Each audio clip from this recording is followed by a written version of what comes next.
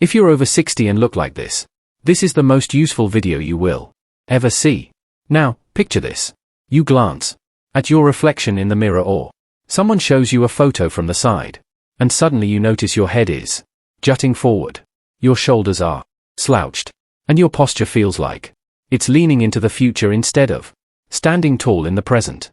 And here's what almost no one tells you about forward head posture after 60. A 2022 study from the Spine Journal found that adults over 60 with forward head posture weren't just more likely to experience neck pain or stiffness. They also showed higher rates of fatigue, memory fog, and even digestive slowdown. Why? Because when your head shifts even 2 in forward, your spine has to absorb the weight of an extra 20 to 30 pounds every single moment you're upright. And here's the part that truly stopped me. A Japanese study out of Tohoku University followed 1,800 seniors for 10 years, and those with sustained forward head posture had a 56% higher risk of falling, even when their leg strength was totally normal. So today, Japan's oldest doctor will show us a simple 4-minute routine that can begin reversing forward head posture safely and effectively. Welcome back to the Senior Health Podcast. Doctor, I'm genuinely excited about this one. As am I, John. Because the moment people hear posture, they think it's about standing straight, but it's not. It's about how the spine communicates with the brain. Posture is not a pose. It's a conversation between your muscles, your nerves, and your sense of safety. And when that conversation breaks down, everything gets harder. That hits home because for so many of my patients, they're not even aware their posture has changed until something else starts to go. Their energy, their balance, their breathing. Exactly. And by then, the compensation patterns have already set in. The body starts bending forward, not because it's old, but because it's adapting, protecting itself. I've treated seniors in their 80s who were told to accept it, but we didn't accept it. We restored alignment, not with harsh corrections, but with gentle signals. The body understands, and that's what today's about. Not forcing the body into shape, but helping it remember its original design. You've said before that most seniors aren't failing. They're just folding. Yes. And folding is not weakness. It's a request. A request for support, circulation, and reconnect ion. So today, we'll walk through a short 4-part routine I give to nearly every patient over 60. It starts with a simple neck warm-up and ends with a technique that helps realign your spine, reawaken your stabilizer muscles, and make you feel lighter. It is important to watch till the end since you will need all steps to get results. That reminds me of someone I saw just last month. Alan, 71, told me he'd been feeling slouched for years. Thought it was just the natural curve of aging.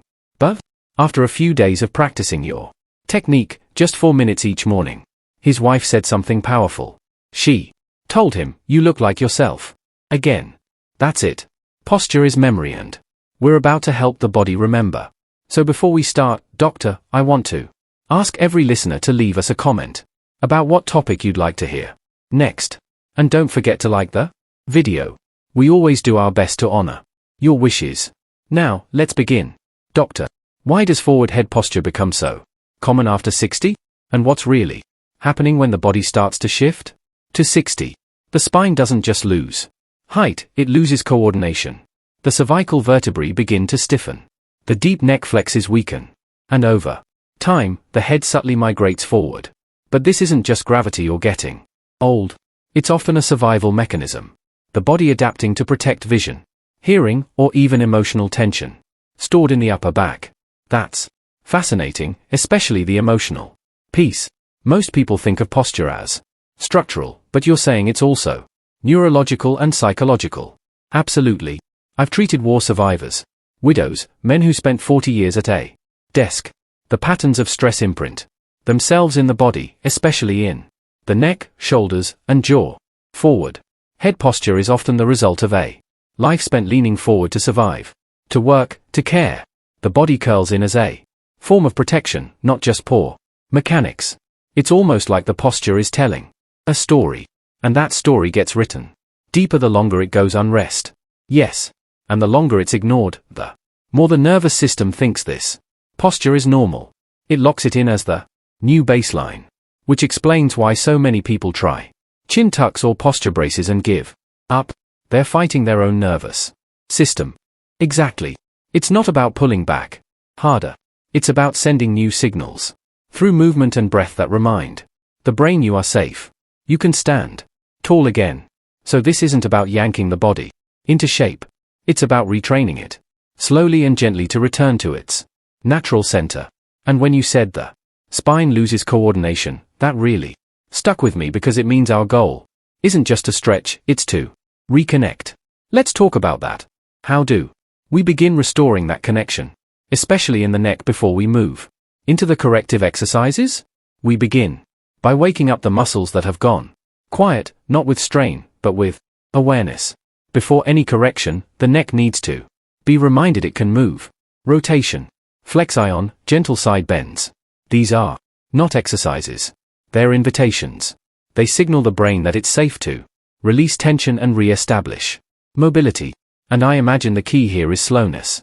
Giving the nervous system time to adjust, not forcing it into position. Exactly. Rush movement triggers defense. But slow rhythmic movement activates the parasympathetic system, the state of rest, digestion, and healing. That's why, in Japan, many of our clinics begin rehab with what we call sensory re-entry. The goal isn't to stretch the neck. It's to reconnect the neck with the rest of the body. It's a kind of listening, not just moving, but noticing how it feels as you do it. Yes. And especially for seniors, this is where most programs fail. They skip the listening and go straight to the fixing. And that's often why they don't stick. If your body feels threatened, it resists, no matter how good the technique. So this warm-up isn't optional, it's foundational. So what does the warm-up look like? Begin simply with the movement, breath, and awareness. I always start with 4 directions: rotation, flexion, and extension, side bends, and what we call retraction. Gently pulling the head back without lifting the chin. Each one is done slowly without force. The purpose isn't to stretch. It's to feel, to sense where the tension lives and begin dissolving it. So, we're not chasing range of motion. Here, we're reintroducing control. Yes, seniors often think they've lost flexibility, but what they've really lost is stability. The brain will not allow movement where it doesn't feel secure. This warm-up re-establishes that safety. And that's what unlocks the motion. If you do it correctly, you'll feel your breath shift by the second or third round. That's something I've seen again and again. When the body feels supported, it opens. Exactly. And we always perform this warm up for at least 30 seconds per direction, ideally twice through. That's enough to activate circulation and release the deep neck muscles, which are often offline after years of disuse. I love that you're grounding this in sensation, not performance. It's not how far can I turn, but can I reconnect while turning. So once the neck is warmed up and the brain feels safe, where do we go next? What's the first corrective step in the routine? Once the neck is warm, we begin with what looks like a chin tuck. But it's much more than that. It's a coordinated movement that includes the shoulders, upper back, and deep postural chain. First, the hands clasped behind the back or rest gently in the lap. Then we retracted the shoulder blades slowly, intentionally, as if trying to hold a pencil between them. And only then we gently pull the chin straight back, keeping the head level and the neck long. That's a totally different feeling from just pulling the chin in. And I love that it involves the shoulder blades. Most people never think to link those to their neck. But when you describe it this way, it's obvious they're part of the same system. Yes. Because posture is not isolated. It's integrated. The head doesn't just float forward. It's pulled by what's happening around it. In many seniors, the front of the body becomes overdominant. Chest tight, shoulders collapsed, while the back becomes underactive. This movement reverses that pattern. It tells the body you still remember how to hold yourself. And the key is to hold that position for 10 to 15 seconds using breath to stay calm. Then repeat it 2 to 3 times. That breath element really matters. Without it, the body might brace instead of release. Exactly. Breath is the difference between correction and tension. When you Exhale slowly during the hold. You're telling the nervous system, you're safe. Here. That reframe is powerful. You're not forcing posture back into place. You're inviting it forward through trust. So once someone feels that engagement, especially between the shoulder blades, what's the next step in reinforcing that alignment throughout the spine? The next step is gentle traction, using gravity, not force, to reawaken the length of the spine. We use a towel placed at the upper back of the head, letting the arms hang forward, while the towel anchors backward. This creates a passive pull that reminds the neck and upper thoracic spine how to extend without strain, and it activates muscles most people haven't used in years, especially around the base of the skull and between the shoulder blades. So, the towel isn't just support, it's communication.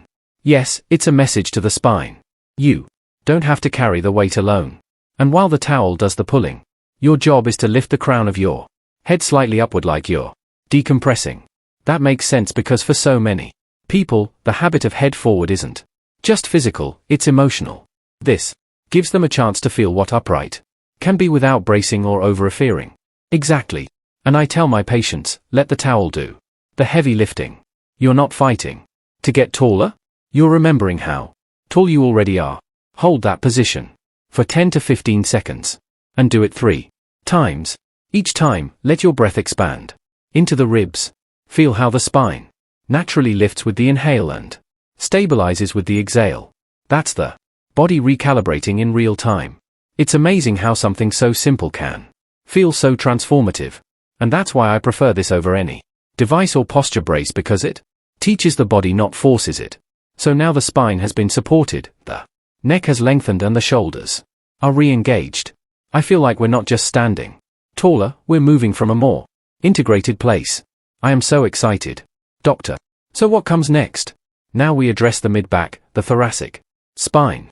This is the area that often becomes rigid after years of sitting, stress and shallow breathing. We use a yoga block, a rolled towel, or even a small cushion to create a pivot point just beneath the shoulder blades. Then, we lie back over it slowly, letting the chest open and the rib cage expand. That sounds incredibly gentle, but also deeply needed. It is both because this part of the spine rarely moves fully in daily life. We're always forward, driving, cooking, reading, but extension, we almost never do it. And I'm guessing the body forgets how unless it's given permission like this. Exactly. That's why this isn't about pushing into the movement. It's about melting into it. You let your arms fall open. Your head rests back supported. Knees can stay bent for grounding or extended for more stretch. Both work. The position doesn't need to be perfect. It just needs to feel like space is opening. I often have patients hold this for at least 30 seconds, and many stay longer, up to 5 or even 10 minutes. Over time, you'll notice the breath naturally deepens here. That's your nervous system shifting gears. And for seniors, that kind of shift can change everything. Yes, because this isn't just physical release, it's emotional permission. You know, I've seen people come out of this stretch with tears in their eyes. Not from pain, but because they felt open for the first time in years, like the armor had come off. And it makes me wonder, once someone finishes these 3 steps, how do they make this stick? What ensures it becomes a habit, not just a one-time relief? Key is rhythm, not intensity. I always tell my patients, the body responds best to what is repeated, not what is extreme. For minutes a day done consistently, we'll do far more than 40 minutes once a week. And anchoring that routine to a daily moment, like after brushing your teeth or before breakfast, helps the brain turn it into habit. So, it's less about willpower and more about weaving it into something you already do. Yes, the brain loves patterns, especially predictable, low-friction ones. If the practice feels like a punishment, it won't stick. That's why people drop out of rehab so often. They get overwhelmed, or they feel like they're failing if they miss a day. Exactly. So, I always remind them, missing one day is not the problem. It's the story they tell themselves afterward.